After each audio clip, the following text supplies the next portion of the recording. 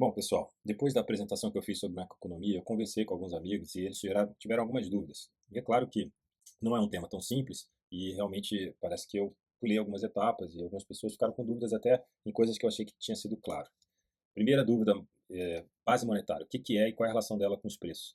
Base monetária, é o que o pessoal chama também de M2, é basicamente a soma de toda a poupança, todos os investimentos, aplicações, esses valores que são facilmente conversíveis em dinheiro, e todo o dinheiro e todo o circulante, todos os depósitos, tudo que está em conta corrente, tudo que é fácil de você colocar para circular na economia, tudo que é fácil para você converter, né, você comprar serviços, comprar bens de produção, ou comprar produtos em geral, comprar bens duráveis. E na economia, você pode pegar a poupança e, através da poupança, gerar empréstimos, né? Ou seja, a pessoa que está poupando, ela presta esse dinheiro para uma pessoa que quer reinvestir na economia, esse reinvestimento volta para o circulante, e isso faz com que a economia gire, né?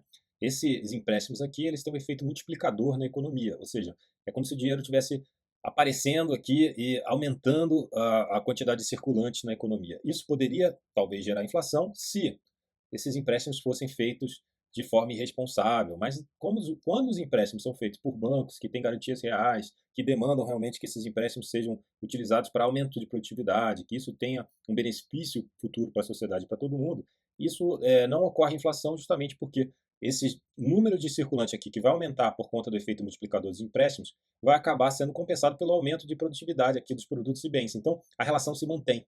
É isso que a relação entre base monetária e preço, que foi uma das dúvidas que me passaram aqui, é justamente essa. Se essa base monetária aumenta mais ou menos na mesma proporção que aumenta os serviços e bens gerados aqui na sociedade, essa relação se mantém. Agora, é claro, se isso aqui aumenta muito de forma desproporcional, todos os serviços e bens de produção, aos poucos, conforme eles vão sendo mais negociados, os ciclos deles de produção vão sentindo essa diferença, eles vão mudando essa relação. Ou seja, se de repente, do nada, você dobra o número de moedinhas aqui, os serviços começam a ficar mais caros, os bens de produtos começam a ficar mais caros, os bens duráveis começam a ficar mais caros. Então, basicamente, é essa a relação, tá? Para vocês entenderem, eu vou tentar fazer um modelo gráfico aqui super hipotético. Basicamente, isso aqui não é um modelo estatístico nem nada, é mais uma forma de ver intuitivamente o que acontece no longo prazo, se as coisas funcionam, lógico, partindo do pressuposto aqui de temperatura e pressão, tudo normal, não tem nenhuma guerra, nenhuma pandemia, nada, nenhum evento extrapolou o curto prazo e gerou distorções. Essa hipótese aqui é aquela hipótese. Vamos imaginar que uma sociedade está tendo trocas voluntárias, não tem cartel, não tem monopólio, não tem nada. Ela consegue manter a sua base monetária estável. E nesse modelo ideal aqui, também hipotético, só para a gente entender o racional da escola, principalmente da escola de economia austríaca, isso aqui são os princípios que a escola austríaca defende, é que se a base monetária se mantém estável, o M2 se mantém estável, aos poucos o PIB vai ter inovações e ele vai ter um crescimento gradual. E com isso os preços vão, não de forma tão direta e automática, mas aos poucos eles vão caindo também no longo prazo, vai tendo uma deflação no longo prazo. No gráfico aqui ficou uma relação meio direta, mas não é tão direto assim. Os efeitos são mais de longo prazo. Aumenta-se a produtividade primeiro e os preços caem ao longo do tempo mais para frente. Mas também nesse modelo ideal aqui, os juros teriam um comportamento bastante estável, lógico, dependendo de oferta e demanda de poupança. Se tem mais poupança, os juros podem cair um pouco. Mas os juros se manteriam mais ou menos estáveis porque não tem nenhuma manipulação, ninguém mexendo, ninguém trazendo instabilidade para essa economia. Claro que, se no futuro houvesse uma deflação muito acentuada, isso poderia gerar algum tipo de juros negativos aqui em termos nominais, mas não em termos reais. O que isso quer dizer? Imagina que a deflação está 5% ao ano. Os juros poderia ser, sei lá, menos 1% ao ano. Porque se aqui está caindo 5% ao ano, aqui poderia cair 1% ao ano, que ainda seria benéfico para o poupador emprestar esse dinheiro.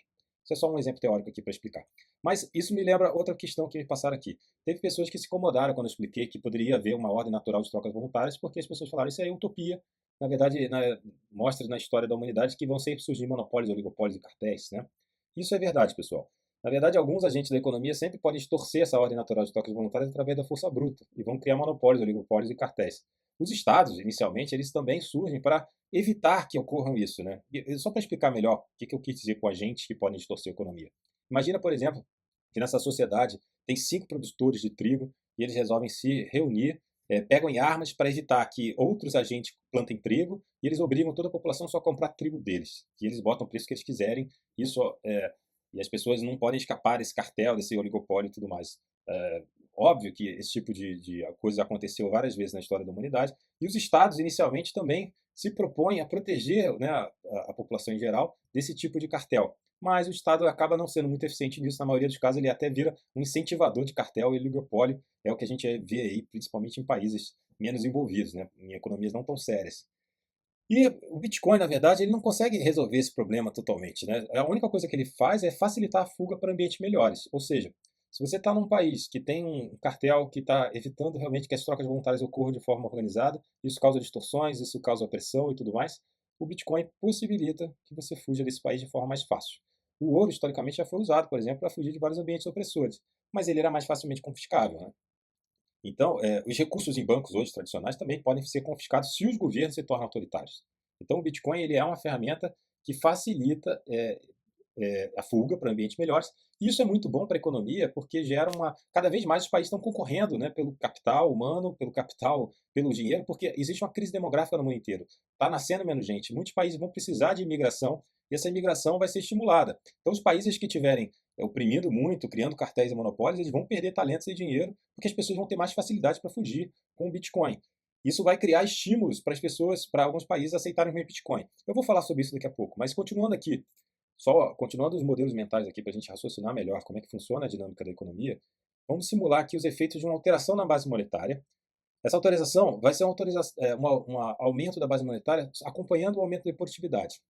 Esse seria, digamos, um modelo ideal, assim, que muitos países buscam, os países desenvolvidos, né, os países sérios, buscam fazer o quê? Toda vez que tem um aumento de produtividade, a base monetária se permite aumentar também. Esse acompanhamento, quase que linear também, não é perfeito assim, mas seria uma tendência, ele evita que tenha aumento de preços. Os preços ficam estáveis nesse modelo econômico e também não há necessidade de aumento de juros, não há necessidade de aumento artificial nos juros.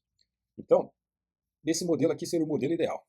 Continuando aqui, algumas pessoas me perguntaram, é possível ter um governo ideal? Bom, conforme eu falei, aquele modelo que eu expliquei antes é uma base monetária aumentando na mesma proporção do aumento de produtividade. Isso seria uma relação de preço se manteria, seria o ideal, e o benefício desse ganho de produtividade acabaria ficando para o governo e os empresários amigos do governo, claro, mas qual é a vantagem disso? Né? O governo ele consegue esse dinheiro como se fosse um financiamento gratuito, e se fosse um governo ideal, ele ia pegar esse dinheiro e investir isso com responsabilidade, investir em infraestrutura, portos, etc., para aumentar a produtividade no futuro, para ter ganho para toda a sociedade. Isso ia minimizar o efeito do aumento da base monetária. Porque, em contrapartida, se o governo pega esse dinheiro que ele emitiu e resolve investir só num segmento específico da sociedade, ele pode gerar bolhas e crises. Digamos que, vou estimular aqui só a criação de novas casas, novas habitações. Isso pode gerar distorções. Mas se ele for mais ou menos equilibrado e gerar infraestrutura e tudo mais, isso vai gerar um aumento da produtividade e a sociedade toda ganha com isso. E as despesas correntes do governo vão aumentar também, nesse caso ideal, só quando tiver aumento do PIB. E, de novo, esse modelo ideal é raro, tá? Mas ele pode acontecer em países menores com a população bem instruída, porque os políticos tendem a pensar no curto prazo, principalmente para ganhar votos. E quando a população é bem instruída, ela consegue mais ou menos incentivar o político, através dos votos, a pensar e investir com responsabilidade, pensando nos resultados de longo prazo, né? Então, pode acontecer ideal? Pode, só é raro. Agora eu vou continuar aqui simulando alguns efeitos no aumento da base monetária de novo para entender a dinâmica, como é que funcionam as coisas. Imagina, por exemplo, que um governo resolve fazer uma emissão de moeda assim durante um ano inteiro, aumentando a sua base monetária de forma rápida, e depois ele volta à estabilidade. E os efeitos seriam mais ou menos como esse. Teria um aumento no PIB, também não um aumento tão rápido e linear assim, mas tem um acompanhamento. Por quê? Porque ao emitir moeda aqui, existe realmente, essa moeda é, vai aumentar o consumo e vai aumentar a dinâmica da economia aqui. As pessoas têm normalmente estoque, uma capacidade ociosa, vai ter um aumento lá de comércio, de produtividade rápido aqui. Só que, como depois volta à estabilidade e esse aumento impulsionado pelo dinheiro fácil aqui não gerou um aumento consistente na sua produtividade, porque não gerou, por exemplo, novas máquinas, inovação, não gerou tecnologia, foi um aumento muito pontual, isso naturalmente tende aos próximos anos a não ter de novo esse desempenho, tende a uma queda. Talvez não seja tão abrupta aqui como nesse gráfico, mas tende a uma queda de produtividade. Por quê? Porque a produtividade que você ganhou aqui foi uma produtividade daquela de curto prazo, que foi só de consumo. Você não gerou inovações e melhorias tecnológicas para ter um ganho de produtividade real. Então, existe uma tendência de queda. E, em contrapartida, os preços que inicialmente eles não aumentam tanto, quando você aumenta a base monetária, o efeito é mais no longo prazo dos preços aumentarem, o que acontece nesse período aqui? Tem uma queda na sua produtividade, recessão, e começa a ter aumento de preços. Isso aqui é o pânico de todo político. Os políticos, quando olham isso, o que acontece aqui? As pessoas começam a perder emprego na recessão, começam a ficar infelizes, e os preços aumentando. Esse é o pior cenário que o político pode pensar. Por isso que ele tem uma tendência muito grande a aumentar os juros nesse cenário, porque ele aumentando os juros, ele evita pelo menos que os preços aumentem. E aí, isso seria uma alternativa para que, pelo menos, se os preços não aumentarem tanto, ele consegue administrar as outras coisas. Então, num cenário onde os juros sejam usados como aperto monetário para evitar o aumento de preços, ocorreria mais ou menos isso. Haveria um aumento da base monetária, o PIB cresce, depois ele se retrai para essa retração aqui, digamos que seja aceitável nesse modelo hipotético aqui, porque também o político ele fica muito estimulado a evitar esse tipo de retração, porque isso é muito ruim para os votos. Mas se ele quisesse somente controlar os preços, ele poderia aumentar os juros, fazer com que os preços eles tivessem tempo para se reorganizar. Os juros ele faz o que? Ele tira dinheiro da economia, ele força que todo mundo faça poupança. Esses juros faz com que todo mundo guarde dinheiro. Ao guardar dinheiro, ele tira dinheiro da economia e os preços não sobem. E conforme a sociedade vai se reorganizando novamente, a produtividade vai voltando a aumentar e os juros podem ir caindo aos poucos e a coisa se reorganiza mais para o longo prazo. Tá? Isso tudo hipotético aqui, é mais para a gente entender o raciocínio. E o que acontece nas economias que já estão desorganizadas, tipo o Brasil? Acontece uma emissão desenfreada de dinheiro e o PIB ele começa a não responder mais. Conforme você emite moeda, já não tem um efeito tão grande, porque também os juros já cresceram tanto que eles retraem a economia. Apesar dos preços não aumentarem tanto nesse cenário, pelo menos no médio prazo, se você continuar assim, vai chegar um momento que você, ao aumentar mais, os juros já não vão fazer mais efeito, eles não vão conseguir mais conter a economia e os preços começam a aumentar também. O pessoal chama isso de dominância fiscal. Somente se você realmente reduzir a emissão de moeda é que você vai controlar os preços. O efeito do juros já não consegue mais controlar o aumento de preço. Então esse é um cenário que o Brasil está se caminhando para. E para mostrar isso, antes de falar de Brasil, vou falar um pouco dos Estados Unidos. A base monetária americana, desde 1971, quando houve a quebra do padrão ouro, daqui a pouco eu vou falar mais sobre isso, houve um aumento absurdo da base monetária americana, né? A gente vê que de 71 até mais ou menos 2000 já estava crescendo mais do que crescia antes, mas dos anos 2000 houve um crescimento absurdo. 2008, que foi a crise do subprime, e quando surgiu o Bitcoin, já tem um crescimento também altamente, enfim, exponencial. E 2020 veio a pandemia, teve de novo esse salto gigantesco aqui.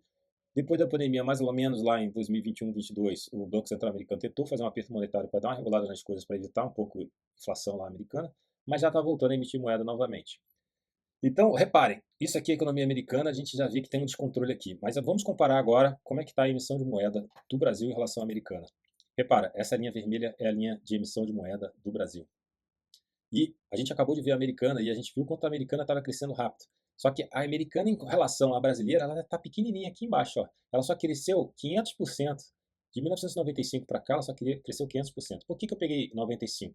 Porque eu só peguei o plano real. Antes do plano real não dá nem para comparar com o dólar, que a gente era tão bagunçado que não dá para comparar. Mas do plano real para cá, olha como é que a estrutura foi. A gente veio mais ou menos com uma emissão de moeda mais ou menos controlada, depois a gente não conseguiu mais segurar. Hoje já a desvalorização da moeda, obviamente a gente valorizou a moeda de lá para cá mais ou menos 6 vezes, mas olha como a gente cresceu a emissão de moeda gigantescamente comparado ao dólar. Esse crescimento aqui de mais de 30 vezes em relação ao dólar, por mais que você tenha juros, os nossos juros são os maiores do mundo por causa disso também, para tentar evitar a fuga de capitais, para tentar segurar um pouco o nosso câmbio, para tentar segurar um pouco a nossa inflação, para segurar tudo. É por isso que os nossos juros são tão altos, é basicamente por causa dessa emissão de moeda desenfreada. De novo, isso não dá para se manter, essa proporção de aumento é impossível se manter. Uma hora isso vai dar ruim. Então, pessoal, o Brasil, é por isso que o Brasil está entrando em colapso e por isso que o Bitcoin talvez seja a solução. Mas só para terminar essa parte aqui, quem ganha com a emissão de moeda? Quem ganha muito é o governo e os empresários amigos do governo. Eles são que ganham. Quem não perde tanto? Quem já tem alguma poupança em bens duráveis, quem tem bens de produção e quem é prestador de serviço muito valorizado. Sei lá, um cara, um médico muito valorizado, um advogado muito valorizado, um jogador de futebol. Qualquer pessoa que consiga corrigir seu salário imediatamente, corrigir conforme a inflação, esse cara não perde tanto. Mas quem perde muito? Pobre. Pobre tem apenas seu serviço para oferecer e é um serviço que todo mundo facilmente consegue substituir, trocar por outra pessoa. Não é um serviço que tem nenhum diferencial. Esse cara é o último a ser corrigido. Quando a inflação vem, o salário dos pobres é o último a ser corrigido. Então, perde-se muito. Aumenta-se muito a concentração de renda e eu já vou falar mais sobre isso no próximo vídeo. Valeu, pessoal.